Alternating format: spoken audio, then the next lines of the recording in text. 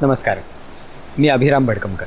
या रामभाऊ म्हाळगी प्रबोधिनीमध्ये मी अभिरुची जोपासना या शिबिरासाठी आलेलो आहे. इथे माझा विषय आहे मैत्री पुस्तकांशी.